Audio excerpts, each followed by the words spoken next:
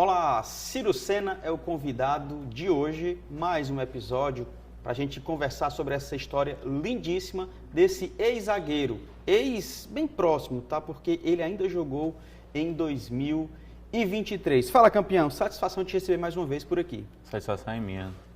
Vamos dar sequência. A gente falou aí em outro momento sobre um pouco da tua história no Fortaleza, tá? Mas eu queria que você conversasse sobre os outros times que você atuou aqui em nosso estado e também se tiver alguma história interessante para você abordar. Vamos lá, temos mais um tempo para a gente conversar a partir desse novo programa. Sim, eu atuei sim, atuei no Guarani de Sobral, né? Foi o segundo time que eu atuei aqui no estado, no Caucaia, tive uma pequena passagem pelo Tiradentes, né? Depois fui para o Maracanã e, por último, no Pacatuba. Esses foram os clubes. Eu acho que na introdução do outro episódio eu falei Pacajus, mas eu confundi, era Pacatuba, né? Pacatuba. Você não jogou no Pacajus? Não. Foi Pacatuba. No Maracanã, cara, tem uns títulos aí, né? Tem uma passagem bem interessante no Maracanã.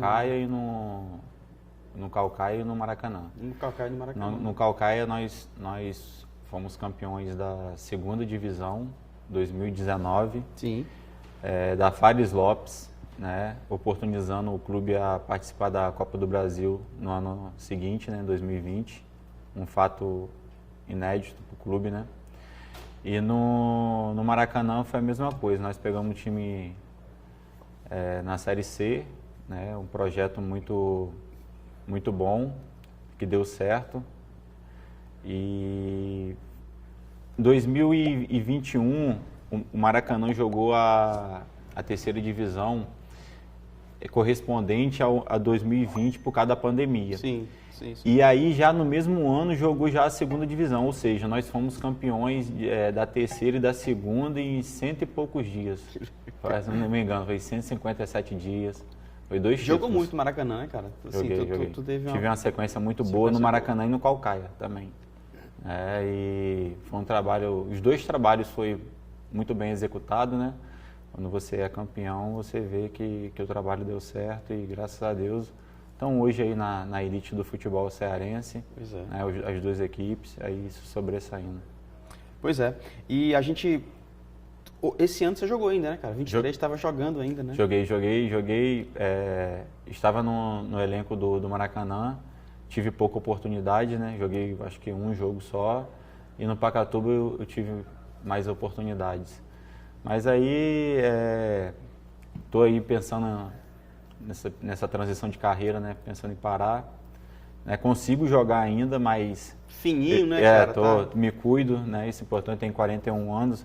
Estou migrando para o Fut7. Massa, Estou legal. Migrando para o Fut7, já estou jogando. Tem uma turma boa, viu, de Fut7 aí, dos campeonatos interessantes. Estou jogando na equipe do Kilder e Fernandes. Sei, cara, conheço demais. Muito meu amigo. Olha só. E estou jogando na equipe do ZR também. Tem um histórico já de títulos aí no Fut7, o ZR, uma equipe muito boa também. E estou nessa transição de estudar, né, de me capacitar, para poder ficar no meio do futebol, que sempre foi minha praia, sempre está no sangue, né, como eu havia falado no outro episódio. Então, assim, eu vejo que são 21 anos de futebol profissional e não tem como. O futebol está enraizado dentro de mim. E aí eu estou com os projetos aí em mente, Deus abençoar aí para ver se dá tudo certo. Estou fazendo a licença B, né, da CBF. Legal. A gente vai ter até agora aqui, segunda semana de agosto aqui presencial na Unifor, né? Então, assim, vamos seguindo que, se Deus quiser, botando Deus na frente, Deus vai abençoar. Show. Deixa eu mandar um abraço aqui para a rapaziada que nos acompanha, né? O Major Machado, ele confirma que Ciro Sena, Ronaldinho Rodrigues, ele fala, sangue bom, rapaz. Mas o Rodrigues tem um trabalho sensacional com o futebol feminino, um cara espetacular, já esteve com a gente aqui, também tem uma história lá na Paraíba, acho que no Piauí também ele passou jogando futebol. Quem mais está com a gente aqui, já falei, Felipe Sena também passou deixando um recado. O Almeida Filho, mais uma vez. Almeida, muito obrigado pela força, pelo apoio. Enfim, essa galera que nos acompanha, tá? E o Maestro da Bola você encontra em vários episódios, já são 60 personagens do nosso esporte. Você encontra no nosso canal do YouTube, @Maestros da Bola, e toda quarta-feira às 18h30 aqui na TV Câmara Fortaleza. Cara, e a gente não falou aí de River, de Remo, que você foi campeão também, né, no Remo. Se quiser falar, fica à vontade. Pois é, só para falar do Almeida aí, claro. Tem uma situação muito engraçada. Sim, rapaz, é verdade, vai lá, fala aí. Na Série B, fomos jogar, tava no Boa Esporte, né, aí fomos jogar contra o Bragantino, lá em Bragança Paulista. Aí o Mota tava no Bragantino, né, aí tinha outros amigos lá também, até o treinador era o PC Guzmão. Aí, quando eu vi quem era que ia apitar, foi Almeida. Aí o Almeida falou, é clássico cearense. Aí foi um pega pra capar, eu e o Mota dentro do jogo, rapaz, foi engraçado. Aí eu já conheço, aí é clássico cearense. Aí ele falou, foi uma discussão o jogo todo. Foi. Porque assim, cara, eu acho que lá dentro do campo, pai, não tem como, né? Cada um vai brigar pelo seu, sim, né? Cada um busca pelo seu espaço, para poder ganhar, para poder vencer, mas fora do campo aí fica a amizade, fica a parceria, porque a gente tem que ser competitivo, né? Tem que cada um brigar pelo seu, e foi assim. E lá no Remo foi um projeto muito difícil, era um clube que não tinha dinheiro, né? Inclusive foi o Fred Gomes que me levou para lá, fizemos um trabalho muito bom, o clube estava 7 anos sem divisão, e aí nós conseguimos um calendário para o clube.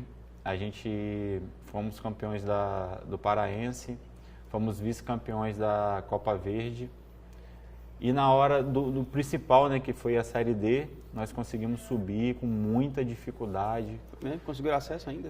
Conseguimos acesso. Legal. Para você ter ideia, cara, tinha 3 meses de salário atrasado. A torcida abraçou a gente, a torcida começou a ir para o estádio, e ali que o grupo se uniu, se fechou para ter o acesso. E aí jogamos a semifinal e subiu um time, cumprimos a nossa obrigação, e o Remo está até hoje na Série C aí, brigando para subir para D, para B, né? E eu acho que assim, é um clube que tem um potencial muito grande, uma torcida apaixonadíssima, né, como se fosse o Ceará e Fortaleza aqui também, a mesma proporção, né?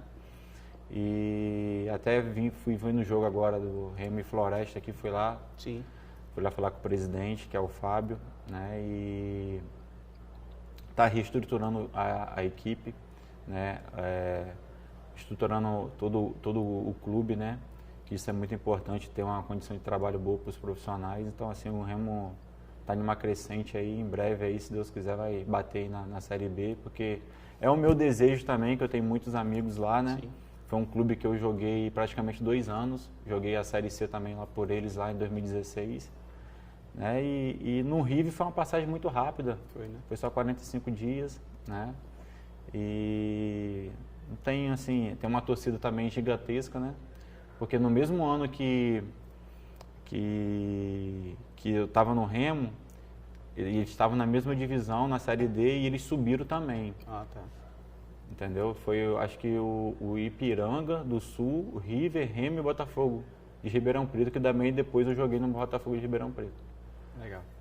Cara, tu falou aí, e eu fico imaginando, que loucura. 3 meses de salário atrasado. E mesmo assim a turma, você falou, né? O grupo se fechou e tal, mas eu fico imaginando, cara, quão difícil é você ter que trabalhar, porque precisa honrar com seus compromissos, e sendo uma pessoa de responsabilidade, mas sabendo que você não está recebendo, e a família precisando, e pagando as contas chegando. Marco Gaúcho fala um negócio, falou aqui inclusive no Maestros da Bola, que 82% dos atletas profissionais recebem até 2 salários mínimos. E com um detalhe, ele não tem a temporada, porque são alguns meses por ano. Meu irmão, que loucura, que dificuldade. O futebol, ele tem um certo lado do futebol que ele é muito estável, justamente para esses 82% aí que você acabou de mencionar. É difícil, não é fácil. não tem um calendário. Pois é. A competição estadual, antigamente, você se apresentava para a pré-temporada 60 dias ou até 90 dias antes para você fazer uma pré-temporada para o estadual. Hoje em dia, os clubes estão fazendo 20 dias só. Por quê? Para economizar. E isso é difícil. E aí vai pagar só durante a competição, que aí você faz um contrato de 3 meses. Claro. Muitas das vezes o campeonato é só 45 dias. O estadual aqui cearense. Foi assim. A primeira fase ano passado foi assim, 45 dias. Aí depois acabou o ano para o clube. Então é muito instável. E quando não atrasam, porque todo mundo, o atleta profissional, as pessoas têm que entender, principalmente os diretores, que ele tem família, ele tem conta para pagar, ele é uma pessoa normal como qualquer outra. Então, assim, é difícil. E no Remo, nesse ano, para você ter noção, quando nós chegamos nos 3 mata-matas, o dinheiro vinha da bilheteria para dentro do vestiário, vinha dinheiro amassado, de nota de R$2 suja. De R$5. Cara, eu fiquei, meu Deus do céu, o que é isso? Então, assim, olha a loucura. Mas, graças a Deus que Deus estava na frente, abençoou, nós se fechamos, nós se unimos, fizemos as coisas acontecer dentro do campo, né? E automaticamente ali a torcida abraçou, porque a renda vinha toda destinada para nós, pagar os nossos salários, e assim foi feito, e deu certo. Então, assim, é muito difícil, cara, muito difícil mesmo. As pessoas acham, o torcedor acha que é só glamour, né? Só glamour, é verdade. Mas não é. Pouquíssimos, né, cara? Você falou um negócio interessante também que eu queria destacar, é que eu, particularmente, enquanto maestros da bola, enquanto defensor do futebol cearense, dos atletas tendo todas as oportunidades, do ídolo recebendo suas homenagens, eu defendo que o jogador de futebol deve estar sendo técnico, diretor, coordenador, na comissão, enfim, eu acho que tem que estar envolvido no futebol, deve continuar. Porém, não porque foi jogador simplesmente. Eu acho que o fato de ter jogado é um ponto importante, mas tem que se preparar, tem que se capacitar, e você falou aí, está se capacitando, estudando, tirando a licença e tal, isso é muito massa, bicho. Mas eu vou te falar, assim, você tocou em um ponto muito importante, né, porque eu venho de uma geração, né, que eu vi o futebol nos anos 90, Sim. Né, Sim. E o futebol de antigamente, ele mudou, não é igual de hoje. E o que acontece? No meu ponto de vista, na minha opinião, o atleta, que ele é o maior culpado, é o atleta. Por que eu te falo isso? Porque os atletas hoje, eles terminam a carreira dele, ele pensa que ele tem 20 anos, 30 anos de futebol, ele vai assumir uma equipe e vai fazer acontecer. Ele vai assumir uma gestão, vai fazer acontecer. E não é por aí que funciona. Porque ele acha que ele tem conhecimento e ele acha que ele tem credibilidade para poder arrumar aquele emprego. Só que ali tem pessoas mais capacitadas do que ele. E ele não quer ter a paciência, né, e o comprometimento de ir lá e se capacitar. E é por isso que tem várias pessoas inseridas dentro do futebol hoje que nunca jogaram, Então, o que me motiva hoje a estar inserido dentro do futebol é isso, porque eu passei por vários clubes e vi que tem pessoas, gerentes de futebol, executivo de futebol. Por exemplo, eu vim em uma palestra aqui agora na Fute Nordeste, eu acho, se eu não me engano, ano passado, que até o Marcelo Paes deu uma palestra e teve outros executivos, o Rodrigo Caetano. Sim. De 11 executivos, um ex-atleta. De 11. E outra, é só Série A. Entende? Então, por quê? Tem alguma coisa errada, né? Então, assim, é você procurar se capacitar, é você procurar ter conhecimento, é você ter humildade de querer aprender, Boa. Que é o principal, né? É você não querer saber, querer ser o dono da verdade. Eu vejo por esse lado, é você ter mesmo, verdadeiramente, dentro do teu coração, a humildade de poder querer aprender com o outro, né? E eu acho que o jogador, sendo bem sincero, muitos não têm. Não tem. Acha que ele é o cara, só que a carreira dele acabou, pô. Ele já morreu pro futebol, é uma nova vida. É uma outra história. Exatamente. Começando do zero, né? Exatamente. Cara, seguinte, a gente vai entrar agora no quadro, bate pronto, tá? Eu faço uma pergunta e você responde com aquilo que vem no seu coração. Ixi. Mas tem alguma coisa que eu não perguntei, que você queria pontuar? Tem mais alguma coisa que você gostaria de falar ou tal? Não, é só isso. Eu acho que hoje o futebol ele tá muito mais fácil do que na minha época, né? Tá muito fácil jogar hoje em dia do que na minha época. Na minha época, qualidade humana era muito superior à de hoje, na minha opinião, né? E hoje qualquer atleta está se profissionalizando aí com 16 anos. Uhum. Na minha época não era assim. Então, assim, eu queria deixar uma mensagem para os jovens, né? Para eles poderem... Usa a tua câmera aí, se quiser mandar diretamente para eles, também pode ficar à vontade. Queria mandar um recado para você que é jovem, que pensa em ser um atleta profissional.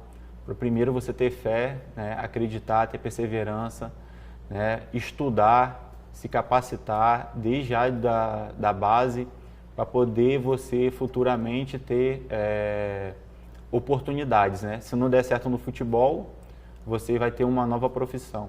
E isso, João, isso me prejudicou um pouco no meu começo, porque eu subi para o profissional, né, com 19 anos para 20, e eu tinha que estudar à noite. Uhum. E no profissional na época era treino de manhã e de tarde, e eu já chegava esgotado. Isso não é desculpa? Não é desculpa, né? Mas aí eu preferi tomar uma decisão. E eu me arrependi. Mas graças a Deus eu terminei meus estudos, estou fazendo uma faculdade, né, buscando, que há tempo ainda. Nossa. Mas então eu queria deixar essa mensagem para um jovem que é muito importante. Show de bola. Então receba essa mensagem, reflexão importante. Tá? E agora a gente vai para o quadro Bate Pronto com Ciro Sena. Roda a vinheta. Bate Pronto com Ciro Sena. Meu parceiro, um jogo memorável. Um jogo memorável, me estreia no Vasco. Show. Por que é isso? Por que é especial? Porque é estreia, né, cara? Porque é estreia e porque foi um sonho que eu tinha dentro de mim de jogar em uma grande equipe do futebol brasileiro. Então, quando eu estreiei, né, em um clássico, né, contra o Botafogo em São Januário, lotado, casa cheia, a sensação foi maravilhosa. Sensacional. Um ídolo no esporte? Eu não tenho um ídolo, né, particularmente. Eu tenho um atleta que eu admirava muito e que é o Juan, o ex-zagueiro do Flamengo. Sensacional. E eu me inspirava muito nele. E eu vi muito ele jogar, porque eu sou do Rio, né? Uhum. Então, o Juan, que se eu não me engano, e ele jogou muito, né? Mas se eu não me engano, só jogou em 3 times. Se eu não me engano, Flamengo, Internacional e Bayern. Eu acho que foi só Roma. isso. Roma, né? Jogou no Roma também. Jogou no Roma também, né? Tá. Então, assim, cara, extraordinário, extraordinário. Quando ele esteve aqui no Flamengo, fui lá no hotel, bati uma foto com ele. E vale todo mundo do futebol fala daquele cara. Tem uma carreira limpa, né, cara? Total. Uma carreira limpa. Total. Dentro e fora do campo. Total. Qual momento você gostaria de reviver? De reviver? Na carreira ou na vida? Você pode ficar à vontade. De reviver um clássico no Castelão. Olha só que massa. Show. Um clássico, porque quando eu joguei no Fortaleza, o Castelão estava em obra, né? Aí não tive oportunidade. Aí depois fez a inauguração, foi 2013 que eu estava na inauguração, mas aí depois eu logo saí. Mas eu não joguei um clássico no Castelão. Entendi. Só no PV, foram 4, né? E aí eu teria vontade de reviver esse momento. E com essas festas que a gente tem visto atualmente na arquibancada, é incrível, espetacular, incrível. Dos dois lados. Dos dois lados. Absurdo. Lindo, lindo. Referência para o Brasil. É verdade. Um técnico que te inspira. Você fala que pretende dar os próximos passos, não sabe se é técnico ainda, pelo menos não foi o que você falou, né? Mas algum técnico te inspira na carreira, na vida, no estilo de trabalhar? Assim, eu sou muito do pensamento de que o treinador ele tem que abraçar o atleta, né? Tipo como se fosse um paizão. Sim. Até porque o atleta que decide dentro do campo, né? Então ele que é o protagonista. Mas assim, eu admiro muito o Tite, né? Gosto assim da filosofia dele de jogo, gosto da filosofia do Fernando Diniz e gosto muito, muito mesmo do Renato Gaúcho. Não assim, não é o trabalho de campo, não é isso. Sim. Mas é como ele gerencia seu grupo. Entendi.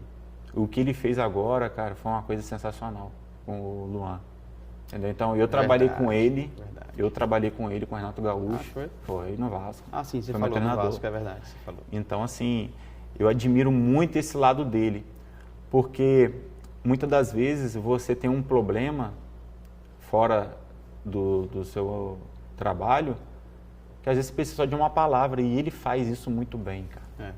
E ele ganha o grupo, né? Ganha, Não, ganha. Esse do Luan foi Ganha. espetacular. Não, fora os títulos que ele teve da Libertadores, que ele teve jogadores que eram renegados, né? Léo Moura, Cortez, o Cícero. Acho que o Diego também. O Diego Souza. O Jael, pô. Né? Jael, exatamente. Olha o que ele fez com os caras, É verdade. Então os caras compram a ideia, porque ele abraça. E assim, eu quero ir muito por esse lado, né? De ter o entendimento de gerir um grupo. Show. A maior decepção no futebol. E aí, dentro de campo ou nos bastidores? A maior decepção no futebol. Cara, eu não falo nem decepção, eu falo como lição, né?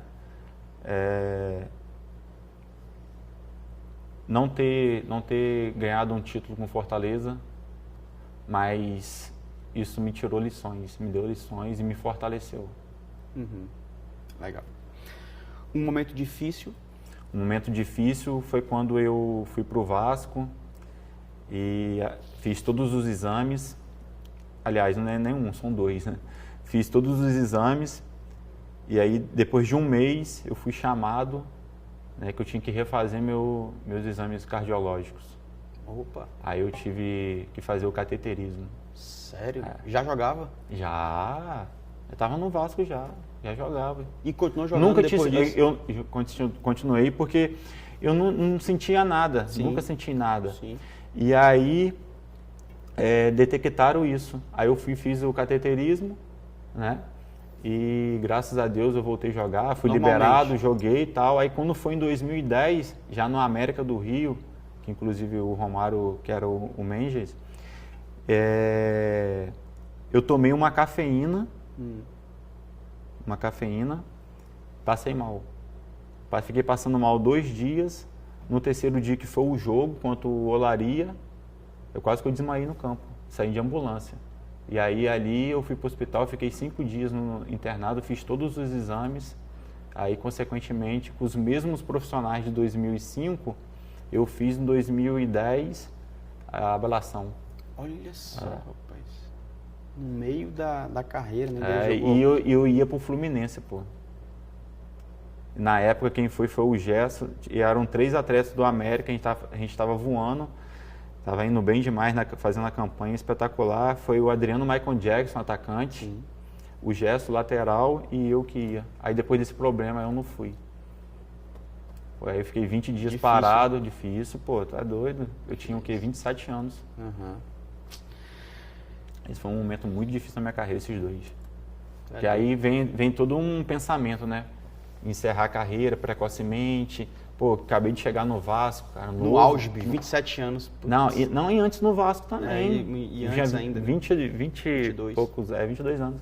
Então, assim, foi muito difícil isso aí. Uhum. Aí eu tive um apoio muito grande da minha mãe, né? Porque eu vou deixar uma outra mensagem também, porque assim, ó, as pessoas geralmente tomam cafeína, comprimido, termogênico, quando quer emagrecer, né? E isso pode ocasionar até uma morte súbita. Por que eu falo isso? Porque aconteceu comigo. E eu tomei a cafeína porque um fisiologista deu a cafeína. E eu tinha uma predisposição e nem eu sabia. Pois é. Aí você imagina a gravidade disso. Entende? Beleza, cara. pessoas que você deve gratidão. Pode ser 1, 2, 3, enfim. Primeiro Deus, né? Minha família. Gratidão àquelas pessoas, assim, uma pessoa que me ajudou muito, muito, foi o Paulo Marcos, né? Lá na minha cidade, quando ele botou o olho clínico dele em mim e viu que eu poderia conseguir. Sim. Né? E basicamente é isso. Tem Aí para finalizar tem 3 coisinhas. Primeiro, o jogador mais difícil que você marcou, o mais difícil de marcar. Romário, claro. Monstro, animal. Romário é um ídolo, cara. Joguei contra ele em 2004 e 2005. Foi ele no Fluminense e depois no Vasco. Cruel. Uma resenha. Lembra de alguma resenha, assim, de algum desses atletas? Você já falou do Almeida, né, e tal, mas tem mais alguma outra pra gente compartilhar tem com a uma gente? minha, pô. Tem uma minha que foi até pro Boleiragem, pô. Sim, Pro programa do Roger Flores na Sport TV, Sim. junto com o Denilson, o Fabiano e o Caio Ribeiro. Eu fui procurado pela produção, né, da Sport TV, que eu fui o único pessoa que tirei o Caio Ribeiro do sério. Como foi isso, mano? Aquela empolgação, né, 2005. Caio muito certinho. Ele no Botafogo jogando, aí uma semifinal de campeonato, Maracanã com quase 80 mil, pô. Maracanã antigo cabia, era quase 100. Né?